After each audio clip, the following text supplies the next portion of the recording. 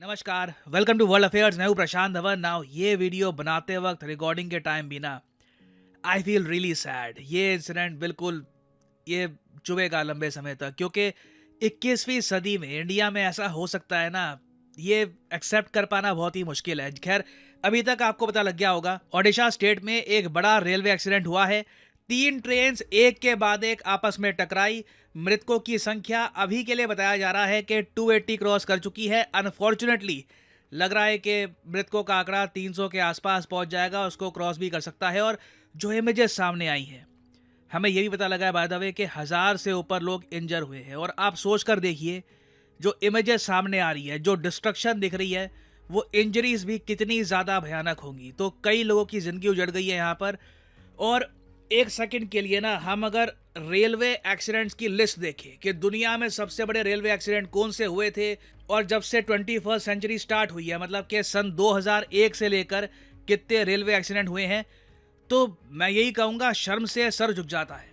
क्योंकि मैं आपको बता दूं, दुनिया में सबसे ज़्यादा डेडली ट्रेन एक्सीडेंट माना जाता है रोमेनिया में हुआ था। 1000 लोगों के आसपास मारे गए थे। ये हुआ था 1917 में। और इंडिया की अगर हम बात करें तो डेडलीस्ट ट्रेन एक्सीडेंट हमारा हुआ था बिहार में। बिहार ट्रेन डिरेलमेंट ऑफ 1981, करीब 800 लोगों की मौत हुई थी। और इस लिस्ट में ना, आप अगर ओडिशा का एक्सीडेंट देखोगे तो यहाँ पे आपको दिख जाएगा, जो 20 वर्स्ट डिजास्टर्स है, ट्रेन डिजास्टर्स, उसकी लिस्ट में आ चुका है।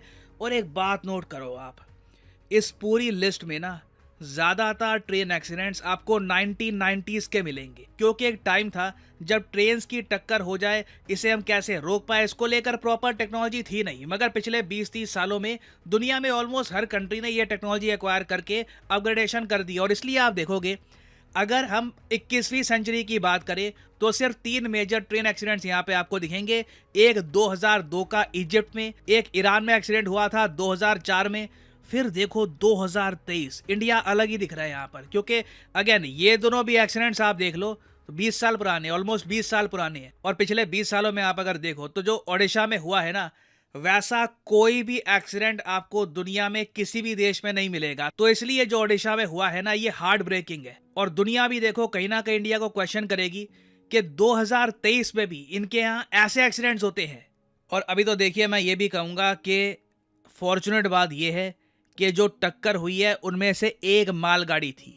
3 ट्रेनों की एक के बाद एक आपस में टक्कर हुई है। पहले कोरमंडल जो ट्रेन है ये डिरेल हो गई थी। उसके बाद जो ये सुपरफास्ट एक्सप्रेस ट्रेन है ये कोलाइड कर गई। फिर एक जो मालगाड़ी है उसकी भी टक्कर हुई।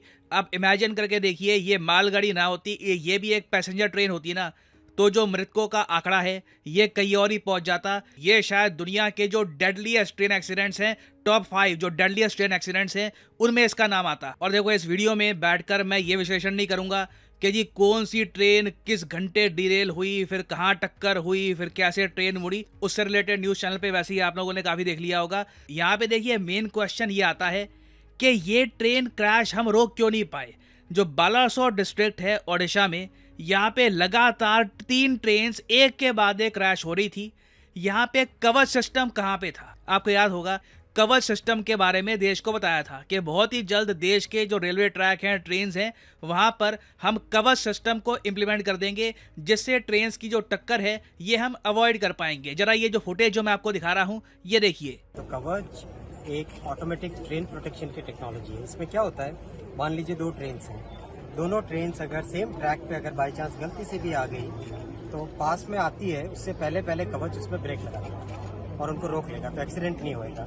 मान लो एक ट्रेन के पीछे दूसरी ट्रेन जा रही है, तो इस केस में पीछे वाली ट्रेन एक सेफ डिस्टेंस पे रहनी चाहिए। अगर बाई चांस किसी भी कारण से ट्रेन अगर नज़दीक आती है तो पीछे वाली ट्रेन में तुरंत कवच उसमें स्पीड कम कर देगा और उसमें ब्रेक लगा देगा। जैसे रेड लाइट है, तो रेड लाइट के पास में जैसे ही ट्रेन पहुंचे, उससे पहले उस ट्रेन का कवच अपने आप उसे स्पीड को कम कर देगा, कम करके उसको रेड लाइट से पहले रोक लेगा।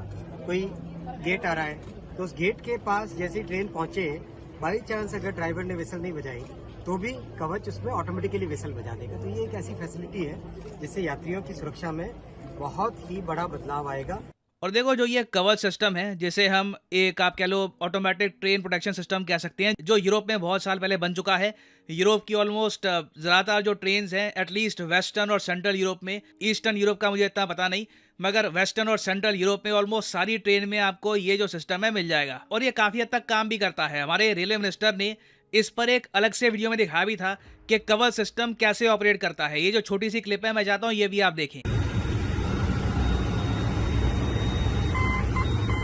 देखिए कवच अपने से रोकने की कोशिश कर रहा है। ड्राइवर साहब आप तो ब्रेक नहीं लगा रहे हैं। ड्राइवर ब्रेक नहीं लगा रहे हैं।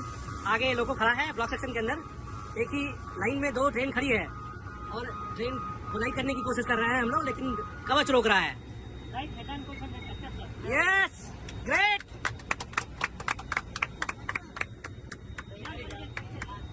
सेम ट्रैक पे वो इंजन भी खड़ा है, ये इंजन पे है। दोनों लोग सेम ट्रैक पे है, लेकिन कवच से आगे जाने नहीं दे रहा है।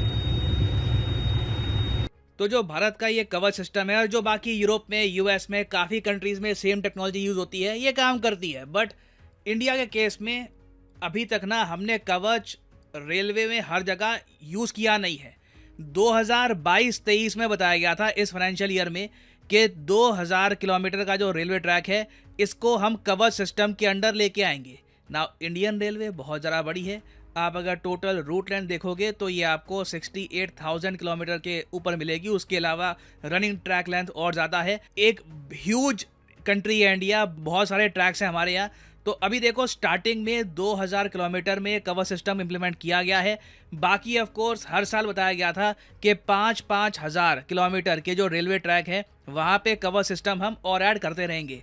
और जिस तरीके से ये एक्सीडेंट हुआ है, आई थिंक पॉसिबिलिटी कम ही है कि यहाँ पर कवच सिस्टम यूज़ किया हो। हालांकि अभी तक डिटेल सामने आए नहीं है कि इस रेलवे एक्सीडेंट में कवच सिस्टम का यूज़ हुआ था या नहीं हुआ था, बट पॉसिबिलिटी कम ही है क्योंकि ओवरऑल इंडिया में ही कवच सिस्टम हमने बहुत ही कम एरिया में अभी इंस्टॉल किया है। तो आई थिंक इस एक्सीडेंट के बाद ना सबसे पहला काम तो हमको ये करना चाहिए एज ए रिस्पॉन्सिबल कंट्री कि जो कवच सिस्टम की इंस्टॉलेशन है ये ऑल ओवर इंडिया 10 गुना ज़्यादा तेज़ करनी होगी हमको। क्योंकि अगर हम कुछ सीखना चाहते हैं ना इस एक्सीडेंट से, तो यही है कि हमें सिक्योरिटी मेजर्स अपने इंप्रूव करने होंगे। टेक्नोलॉजी एग्जिस्ट करती है इंडिया में, हम उसको ला चुके हैं, बस आप कह लो रोल आउट हमें और भी ज्यादा तेज करना होगा। क्योंकि अभी देखिए पूरी दुनिया नोटिस कर रही है इंडिया में क्या हुआ है। मैं देख रहा था चाहे ताइवान की पीएम, इन्होंने लिखा है इस एक्सीडेंट के बारे में, ऑफकोर्स कंडोलेंसेज दी हैं कि बहुत बुरा हुआ इंडिया में, but at the same time आप खुद सोच सकते हैं, ये सब वर्ल्ड लीडर्स खुद भी सोच रहे होंगे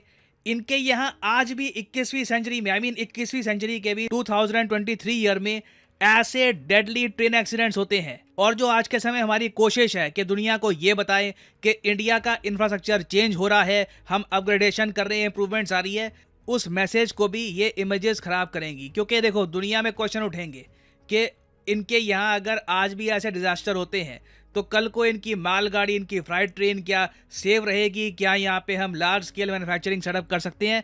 तो नीड ये है कि जल्दी से ना हम इस एक्सीडेंट से सीखें और ऐसे मेजर्स लें, हमारे देशवासियों को ऐसा मैसेज सेंड करें, दुनिया को एक ऐसा मैसेज सेंड करें कि ऐसा एक्सीडेंट इंडिया में आज के बाद कभी भी नहीं होगा। और इट इज़ पॉसिबल, हम ये कर सकते हैं। बस आप कह लीजिए एक पुश यहाँ पे लगना है, फंड्स एलोकेट करने हैं और इंडियन रेलवेज को हम ज़्यादा सुरक्षित बना सकते हैं भविष्य में। और इसी नोट पर मैं वीडियो ख़त्म करना चाहूँगा। कोई प्रमोशन वगैरह कुछ नहीं होगा। जो मृतक हैं यहाँ पर उनकी आत्मा को शांति मिले, ओम शांति। और हाँ, सैड डे, ये इंसिडेंट मेरे दिमाग में रहेगा लंबे समय तक, बहुत लंबे समय तक। Thank you for listening. May the gods watch over you.